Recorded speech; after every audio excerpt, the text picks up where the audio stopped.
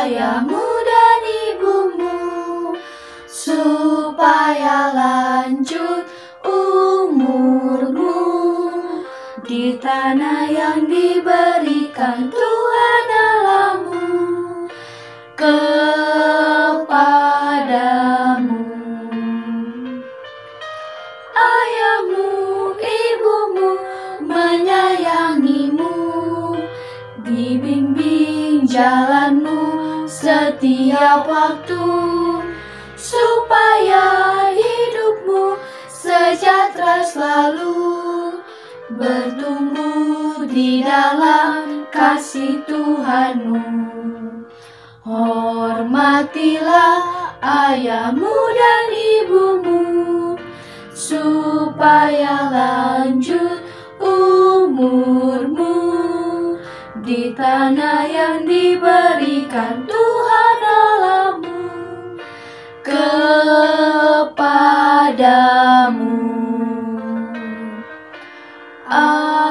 Amin, amin. Selamat sahabat adik-adik, sebelum kita memulai sekolah sahabat kita, mari kita mulai dalam doa. Mari kita sama-sama berdoa. Bapa kami yang di surga, terima kasih Tuhan atas berkat-Mu pada kami hari sahabat ini. Sekarang kami akan memulai acara sekolah sahabat kami. Biarlah pelajaran yang kami dapatkan nanti dapat kami terapkan dalam kehidupan kami masing-masing. Terima kasih Tuhan, amin. Selamat belajar adik-adik.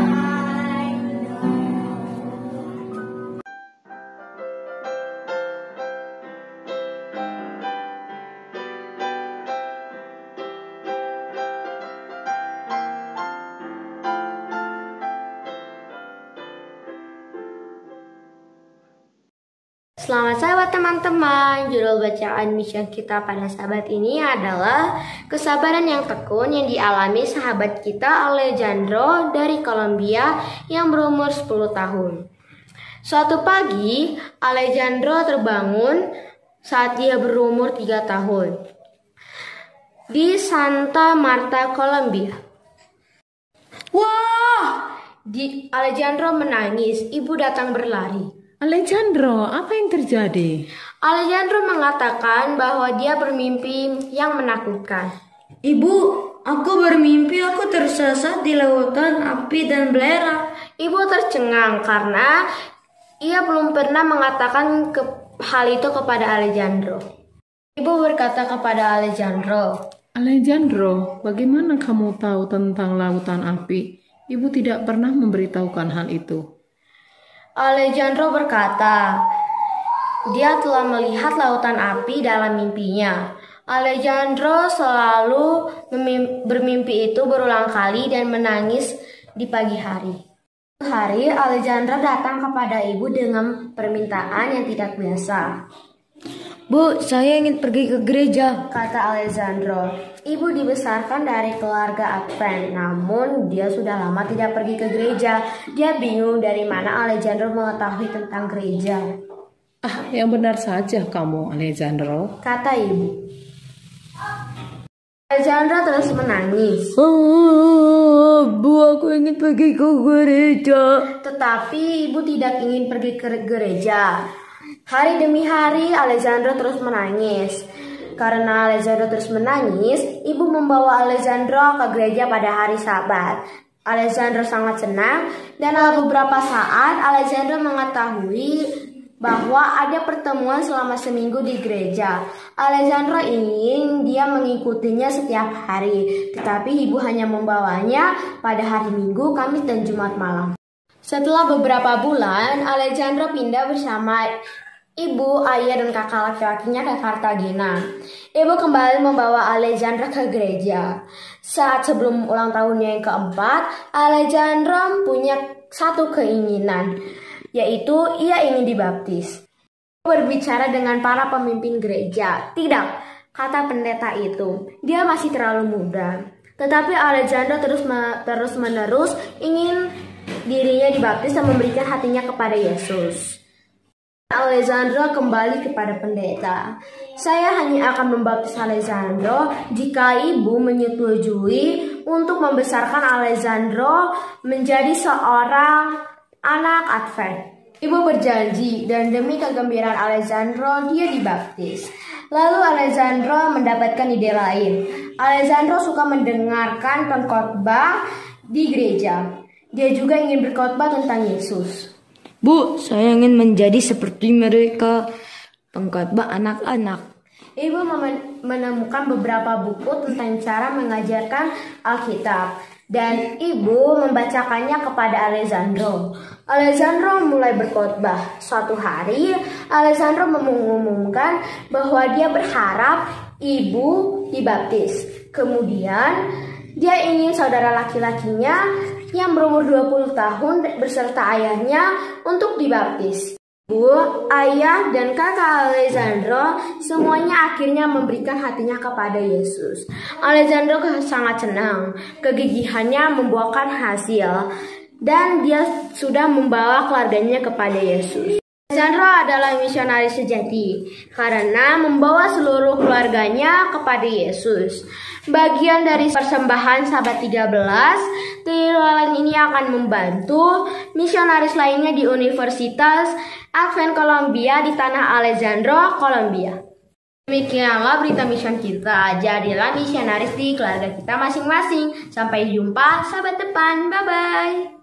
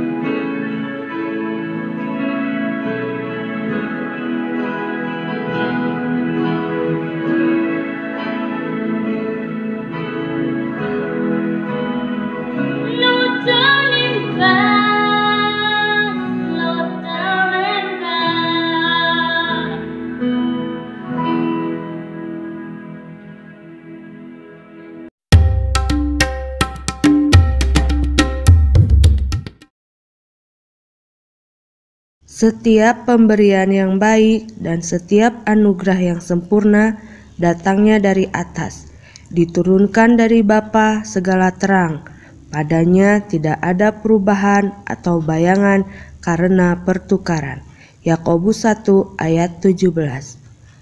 Poin penting, kasih karunia pemberian Allah melewati begitu banyak rintangan untuk menyelamatkan kita.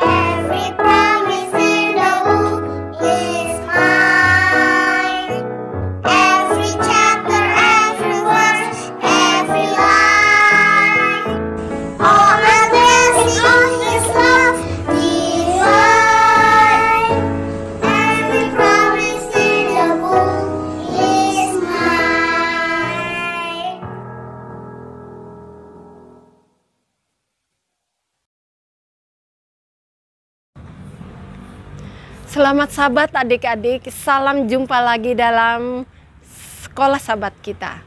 Sebelum kita belajar dari firman yang suci ini, baiklah kita berdoa.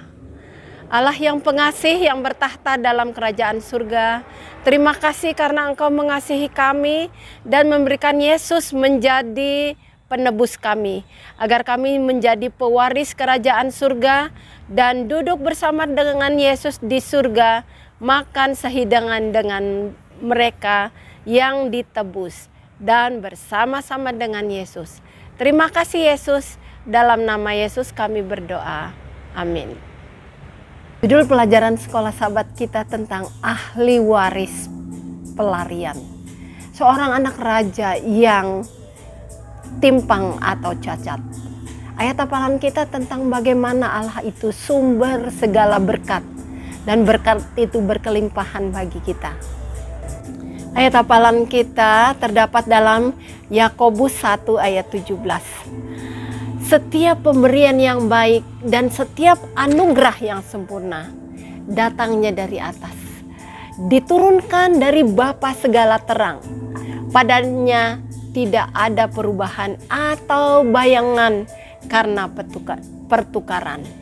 Berkat abadi sumbernya dari Tuhan sendiri.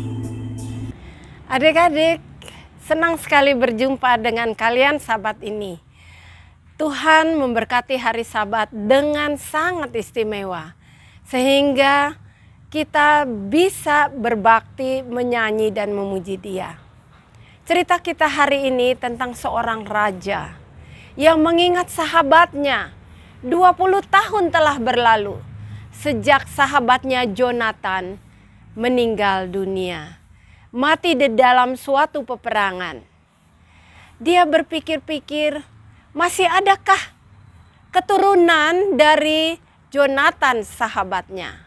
Daud sebagai raja mencintai dia.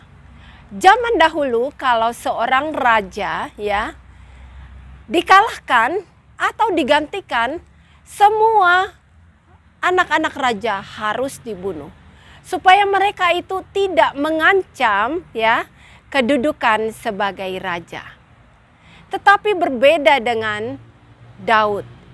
Dia bertanya kepada sahabat-sahabatnya, hamba-hambanya, masih adakah keturunan dari Jonatan sahabatnya? Seorang mengatakan masih ada. Coba kita tanya kepada pengasuhnya yang bernama Siba. Tentu Siba dipanggil. Dan ketika dia datang, Daud bertanya, apakah masih ada anak Jonathan yang masih hidup, cucu Saul yang masih hidup? Ternyata ada. Mephiboset namanya. Dia berusia 5 tahun saat peperangan terjadi dan Jonathan dibunuh. Nah, sekarang 20 tahun berlalu. Daud memanggil dia. Ketika dia dipanggil, tentu ya, Mephiboset was-was. Jangan sampai dia dipanggil untuk dibunuh. Siba menerangkan segala yang terjadi sesudah itu. Berita gembira yang mereka dengar. Daud mengatakan, seluruh tanah milik Saul kembalikan kepada Jonathan. Anak yang dalam persembunyian sekarang menjadi bebas. Bebas menerima rahmat pengasihan Raja Daud. Bukan itu saja, Mephiboset diundang untuk makan sehidangan dengan Daud. Makanan yang serba mewah dan enak. Jadi adik-adik, cerita ini benar-benar terjadi. Tetapi mempunyai suatu pelajaran yang penting di dalam kehidupan kita. Sebagaimana Daud mempunyai belas kasihan kepada anak-anak Raja Saul, ya, yang layaknya harus mati. Yesus, ya, juga mati untuk kita, agar kita bisa diselamatkan dan menjadi pewaris kerajaan surga dan duduk bersama-sama dengan Dia sehidangan di surga. Bukankah ini suatu anugerah yang luar biasa? Mudah-mudahan adik-adik, kita ahli-ahli waris, pewaris kerajaan surga itu boleh menikmati seluruh keindahan dan kenikmatan yang Tuhan sediakan bagi kita. Sampai jumpa.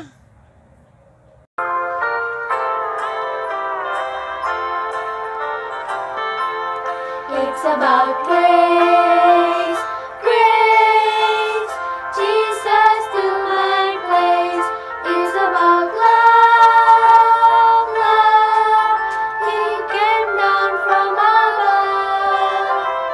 Justice and mercy made at Calvary's tree. Jesus shed His blood to set the sinner like me.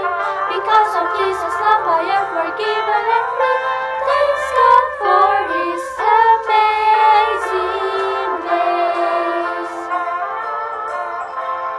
It's about grace, grace. Jesus took my place. It's about love, love. He came down from above. Justice and mercy made at Calvary's tree. Jesus shed His blood to save a sinner like me. Because of Jesus' love, I am forgiven and free. Thanks God, praise His name. Thanks God for His amazing grace. It's about grace, grace. Jesus took my place. It's about love, love. He came down from above. Justice and mercy made at Calvary's tree. Jesus shed His blood to save a sinner like me. Because of Jesus' love, I am forgiven and free. Thanks God, praise His name.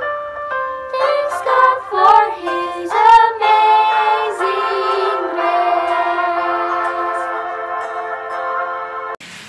Pelajaran sekolah sahabat kita sudah selesai. Semoga apa yang tadi dipelajari dapat diterapkan dalam kehidupan kita. Sekarang mari kita tutup dalam doa. Mari kita sama-sama berdoa. Bapa kami yang di surga, kami sudah selesai sekolah sahabat. Biarlah kami dapat menjadi anak-anak yang baik dan juga menurut kepada orang tua. Terima kasih Tuhan, dalam nama Yesus kami berdoa dan mengucap syukur. Amin. Sampai jumpa sahabat depan lagi adik-adik.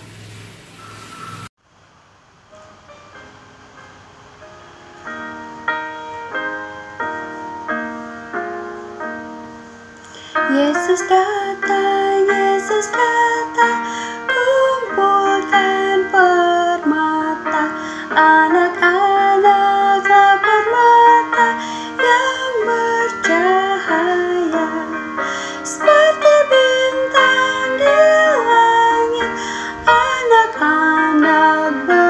percaya, selamanya percaya di kerajaannya.